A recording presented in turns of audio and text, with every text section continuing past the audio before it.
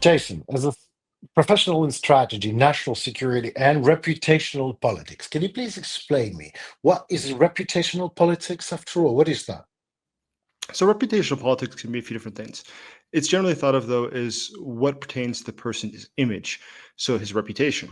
So what that usually entails is attacks on the person's reputation, or if they've been attacked or they've been discredited, Right. how they rebuild that. What does that look like? And how it is that somebody can maintain a good image. So in politics, how do you build the image of being a strong leader? How do you build the image of being somebody that can unite a country? So that's what it's Hmm. really all about. But I mean, right. So, how Donald J. Trump is doing so far in terms of reputational politics? So Donald Trump has an advantage. He's very well known. Everybody has an opinion about him. So there's very few people who will say, "I don't know who he is," or "I don't know what I think about him." There's going to be Right. very, very Well, few that people. much is People have clear. very Right. strong opinions. They either really, really like him, or they really, really don't. So for his case, it's pretty clear. It's called baked in. So people already have a asserted opinion about him. And new information that they receive is unlikely to really change what they thought about him. They've already Hmm. decided that he is someone that they love and think is really good assisting the country, and they'll justify Right. his actions to come up to the conclusion that he's great, or everything else will just mount to say, see, I told you he was bad, and look, he's now done this. Right. Right. Okay. So, sliding to another question from Van. Talks in Jeddah. Cautious optimism from my point of view. But General Clark said, no, I suspended my optimism at all. But I'm not that experienced. But Russia will never accept like this 30 days of ceasefire. I think so. They wouldn't. But the point of these talks, maybe, is to get that ball into, their court as per Alexei, my Rubio. Is internet, that right? Alexei, Alexei, wait, my internet's dying. Give me a second. I Right. missed your question. Okay. Let me try to connect to another router. Give me a second. Okay. Now, really, we had it was the lovely part, I believe so, until the question number three, which is about talks in Jeddah. I mean, I told you that I have a cautious optimism from my point of view, but Mr. Clark, General Clark, that you met on our stage just a minute ago, said that he's spending all his optimism and that Russia will never accept anything. And, 30 days of ceasefire. But the point of the talks in general, as far as I understand, is to get the ball into Russian court, as Rubio said. And that happened. Am I right? Or am I wrong, maybe? Well, listen, I think as a first step, it was already a good one. The fact is, the ball Yes. is in Russia's court. And I think at this point, it's going to be very difficult for Russia to fully reject what's come forward. One, they realize that Trump is not opposing them strongly. They already have somebody who's willing to work with them. So they have very little to Mm, gain by denying everything, saying that we're refusing to work on what the U.S. is right. proposing. I think that it will probably go forward. So, do you believe it was really a game and everything was played that smart in a clever way with Trump and Zelensky and like Putin? Because some say Putin is trapped. He cannot refuse. He cannot agree. He cannot refuse because that will be like flushing down the toilet Trump's efforts, peace efforts, whatever they are, whatever they were. And you would not agree on a ceasefire without any territories that he wants because he wouldn't because he's Putin and or this is just a coincidence. I think that Putin understands that Donald Trump's a very hard person to work with, and he's someone that rapidly changes his views. This morning, I spoke with former Ambassador John Bolton, who worked with Donald Trump in his first administration, and we discussed this exact issue. What would Putin likely do? What would the U.S. likely do? And the fact is this: is that Donald Trump believes that Putin wants to work with him. Putin understands that. And he also Mm. understands that Donald Trump has more than once considered someone to be a friend and then to quickly change his view and start hating the person. Exactly. Or the opposite, to not really like someone, decide that they love them. So that could really happen with Putin as well. Why would you want to throw away somebody who's willing to work with you? At this present moment, he's got a captive audience who's happy to deal with him. Oh, yeah, sounds legit. But what's next? I mean, All right. Well, let me put it the other side around. A provocative one now. Okay. If you were president of the United States right now, how would you end the war in Ukraine in a just and long lasting peace? How would you war? How would you end the war in Ukraine at all, if this is possible? Like you have Well, all the power. You're the almighty. I think right. Right. So if you had all the power, I think that the wisest thing that can be done is the U.S. and the Europeans have never fully maximized the sanctions that would be possible. It is possible to do much greater sanctions on Russia and to really attack their economy. And we could Right. militarize what we're doing to truly wreck the Russian economy.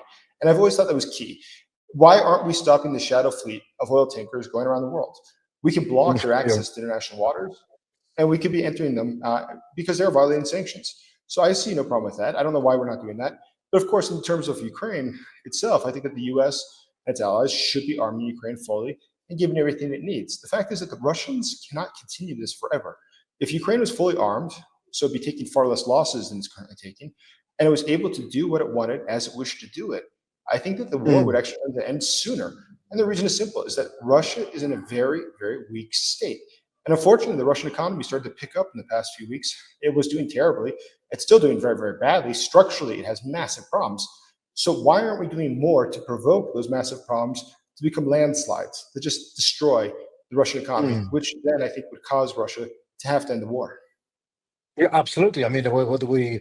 May I return your question to you? Why? Why do you think? What is the reason? Is that indecisive? A fear? Is the United States is fear Russia? Is it afraid of Russia? No, it's not, isn't it? I think it's fear. I think that in the case of the Biden Hmm. administration, simply they were too concerned with provoking Putin. They were too concerned with, as Biden said, provoking World War III or a nuclear war is the other thing he worried about a lot. And I think that was very misplaced. The fact is, Russia is not in a position to be provoking much more. If we were to have given Ukraine what it needed in the first months of this war, I think that they would have undoubtedly not only ejected the soldiers who were coming in to invade, I think they would have regained the territories that have been occupied since 2014.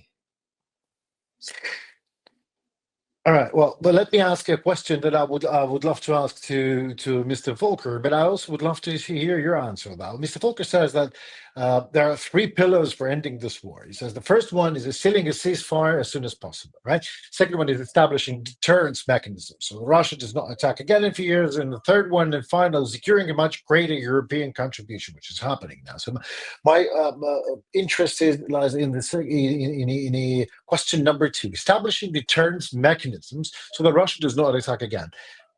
What mechanisms are there? Is it NATO? I don't think so. So, what are the deterrence mechanisms that can hold Russia from another invasion, from another war? Do you think? Well, I think that the obvious problem that we have at this point is that Russia cannot be trusted. It routinely violated all the ceasefire agreements and all the other agreements it's had with Ukraine, going back for years and years. And why we would assume that this time they're not going to do that, I think is Exactly. just absurd. It just doesn't make sense to me. I don't think anyone who studies Absolutely. Putin would come to the conclusion that the guy's Yeah. honest. He's someone we could do business with. But so I think security guarantees are obviously necessary, as is, I think, also to have peacekeepers that are coming from the Europe and from the US, because ultimately, and when you are keeping peace, your peacekeepers will be attacked. I mean, that does happen. And I think at that point, it would be something that Russia would be really playing with fire. Because if let's imagine they were to fire on or attack soldiers from a NATO country, that could really complicate things. So I think that's the only way to really guarantee peace. Just to hope that Russia will abide by their good word, I think is just lunatic. No It doesn't one make is sense to me at all. expecting it. Right, right. No. That was the reason why I was asking this question. No one is expecting Russia to by their own word. No, no, of course, never happened before. So there is no any background and signs that it will happen in the future. So, what do you think is going to happen next in next couple of weeks? Because Russia will never accept peacekeepers. I mean, we can discuss it, and this is really a deterrence force. I agree to that. But if Russia says no, what happens next? Do you believe that Donald Trump will give Ukraine the weaponry it needs and the time and the money and to make Russia actually play by the rules, by American rules, by the rules that have been negotiated just recently in Jeddah?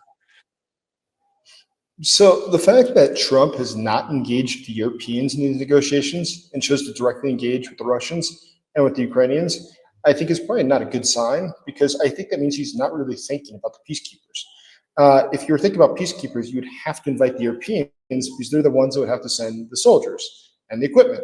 So if he's not engaging them, that's probably not a great sign. But going ahead, I think that we'll have to get to a point where this comes on the Mm, table, and I think it's going to be a central issue. Russia absolutely will mm, oppose this. I agree with you totally. But the fact is, there's no other options here. And I think it would look very bad for Trump ultimately to just give in to Russia's demands. I think peacekeepers are definitely coming. And I think the way that that could be argued to Russia, or the way that could be presented to Russia, is that if the war is not made cold now, or paused or stopped, then ultimately Europe will be sending soldiers to perhaps even assist the Ukrainians in fighting back the Russians. So would you prefer the Europeans there on the battlefield, or in the capacity as a peacekeeper? And I think that Russia would prefer to see them as peacekeepers. great. Well, yeah. Thank you so very much, Jason. I mean, we see what happens in the next couple of weeks, but I totally agree with you. And if, in terms of that question that you just asked, Mr. Putin, I think that you will go all in. I would say, yeah, you would say, let's do. We're the great, mighty paper tiger Russia, whatever he thinks he is, and but we'll see. I mean, don't get me wrong, I don't want that. But I don't see any signs that Putin will ever agree to anything. He absolutely believes that he has all the upper hand on the battlefield and in politics. And Donald Trump actually helped him with that recently. Now, maybe not so much with this, let's call it Jeddah trap, but we see. Listen, it's going to be a short period of time. I think it'll all become very clear. And what's the most important thing, I think, looking ahead at this, though, is the fact that Donald Trump, we're trying to analyze why he does this or what he's proposing, is that he wants to end this quickly. And I think that at the end of the day, Mm, things that might seem totally irrational or not like a great solution, they're probably not great solutions. We shouldn't try to overanalyze. There's a strategy behind it. And just understand that he's, at this point, doesn't really care. He just wants to see this over with. And so I think that right. we're going to see a lot of missteps. And that's why the Europeans play a key role of making Mm, sure that the agreements are actually something that are sustainable and serious and beneficial to Ukraine. right. Well, I mean, to that, well, let's find out in next. What choice do we have? We will find out. Thank you so very much, Mr. Smart. Again, an exquisite pleasure talking to you, and hope to do it again soon. Thank you.